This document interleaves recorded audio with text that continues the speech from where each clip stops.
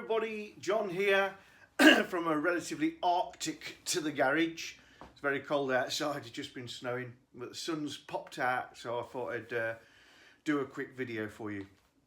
And today's topic is related to the NP300, and I've had a whole series of questions over the last couple of months that all have a similar vein.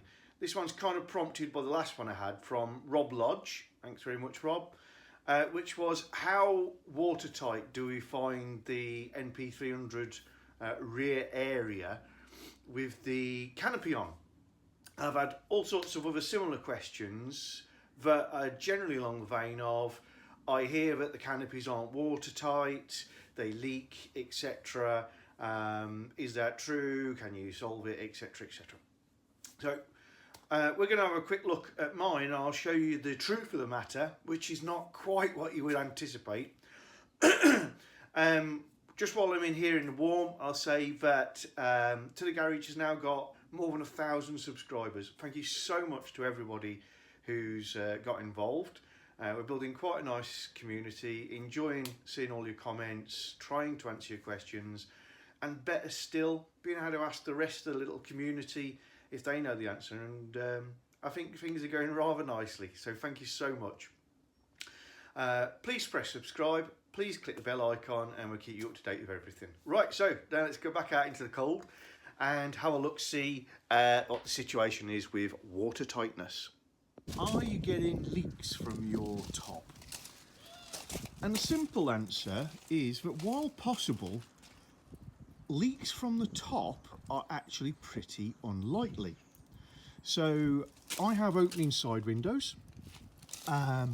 It's a toggle over pop out window on the side, and there are rubber seals in this gap. The gap's pretty consistent and because there's a large area behind here, guttering, it would take pretty much a monsoon to force anything past, because water just wants the easiest downward route, and it's going to follow this big cavity and fall out here.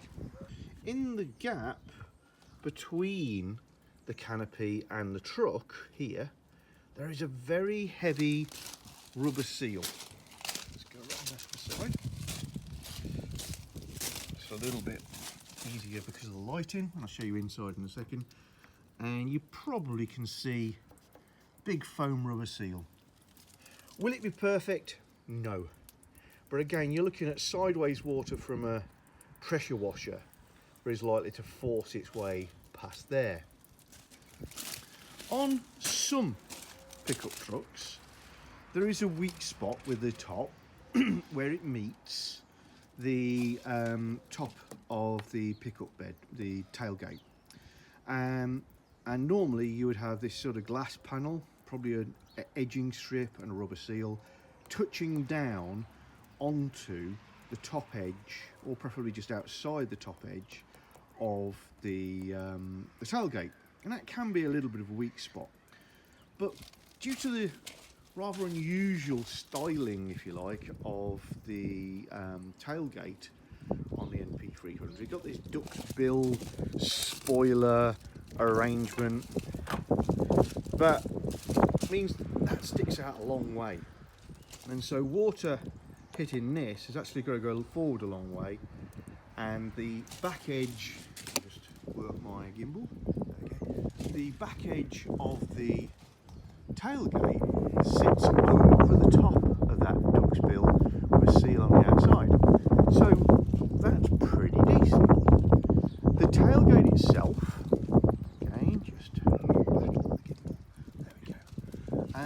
has a really nice deep gutter here.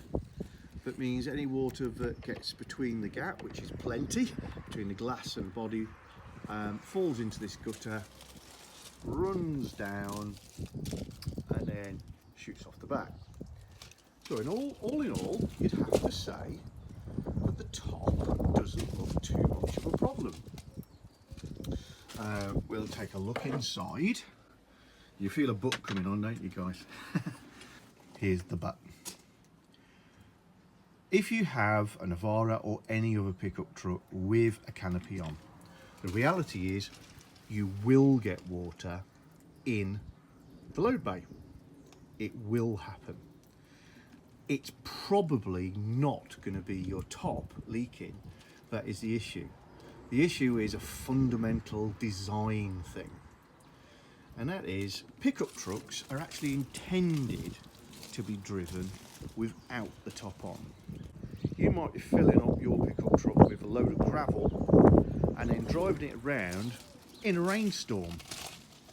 And what you don't want to happen is for the whole of the back of the pickup truck to fill up with water whilst you're going down the motorway, getting heavier and heavier or sloshing around. So the bucket on the back, and in many territories the pickup truck is known as a bucket. South Africa, I believe, is what, you guys can correct me. It's a bucket back, it's just a skip to put stuff in. We're making it into something more sophisticated by putting a top on. So we bear all that in mind. What does that mean? Well, the very first thing is there are holes in the bucket, not the top. So I'm going to direct your attention to this back corner of the cab. In the back corner you can see a bolt that joins this panel to this panel. There's welding involved, but there's a bolt as well. And just above it, can you see that? That there is daylight. I've now got an enormous cable tie, sort of thing you could hold your exhaust back on with. And if I just pop that through there, and then just so you know there's no jiggery pokery. So getting focus is a bit of an issue with my camera. There we go. Just going to pop outside of the truck.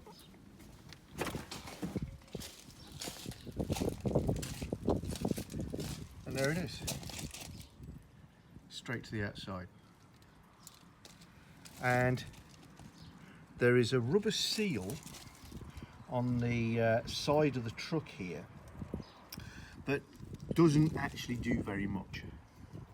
It's stuck to the back of the pickup. It stops there. It's to deflect water. So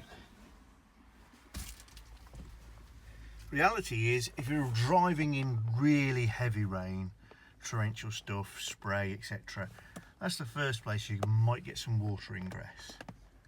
Ironically, if you've got a liner like me, that water is likely to go down behind the liner and you'll not see it. If we just flip over the other way, just because of where the light is at the moment, you can quite clearly see the other corner. There we go.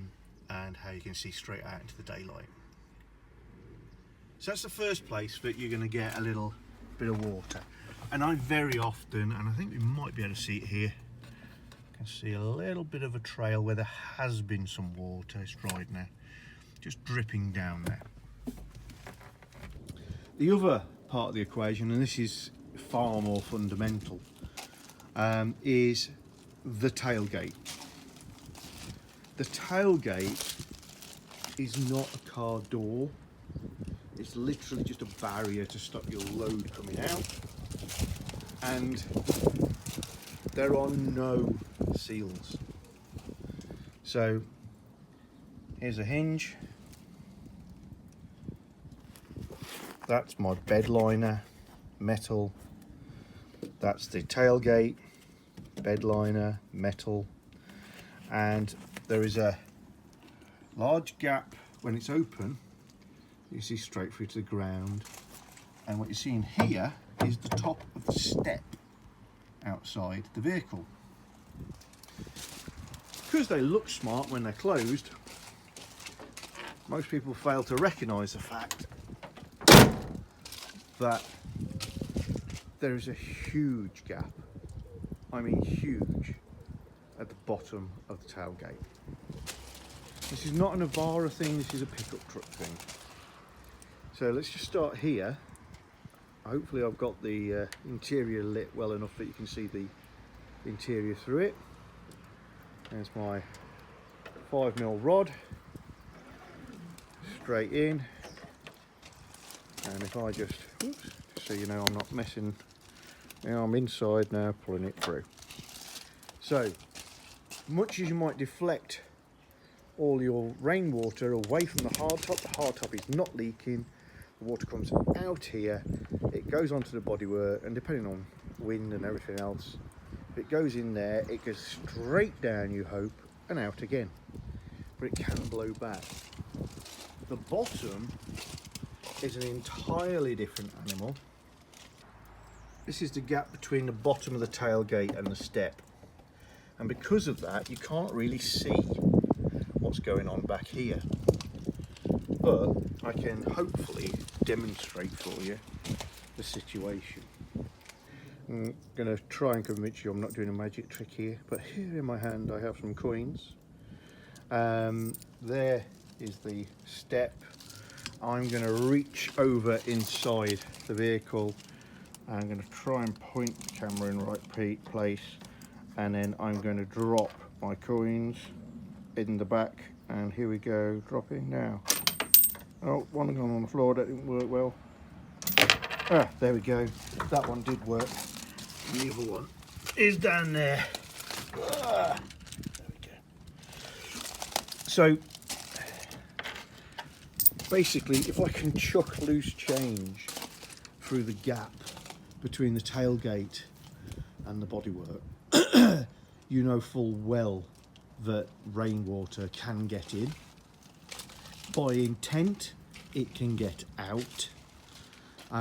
Yes, of course, the rain is not normally being driven towards the tailgate, but if you jet wash the vehicle, that's something you've got to be aware of.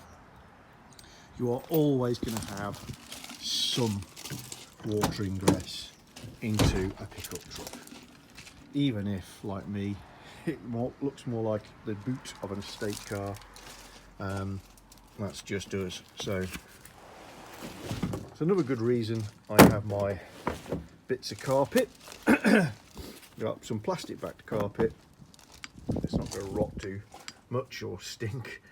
On top of my bed liner, and you'll even note on the bed liner this little gully. So water that did get into the truck would hopefully sit in this and not climb this step, and that is organised so that hopefully the water drops back out here rather than going forward.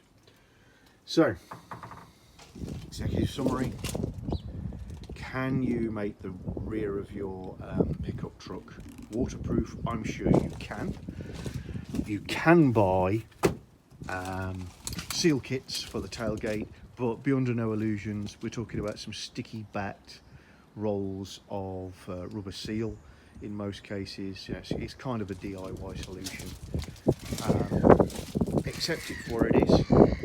You're not going to flood, but you're never going to make it perfectly watertight. There may be leaks from certain hard tops, but that is not the main issue. Right, I'm coming back in because my ears are getting cold.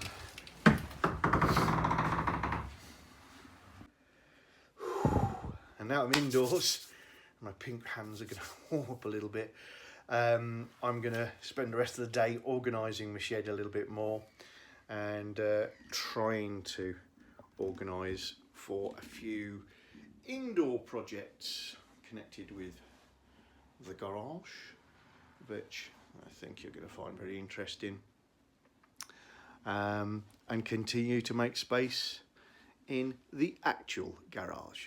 So until next time, guys, thanks again for all of your subscriptions and comments. Come and see us again soon on To The Garage. Please subscribe.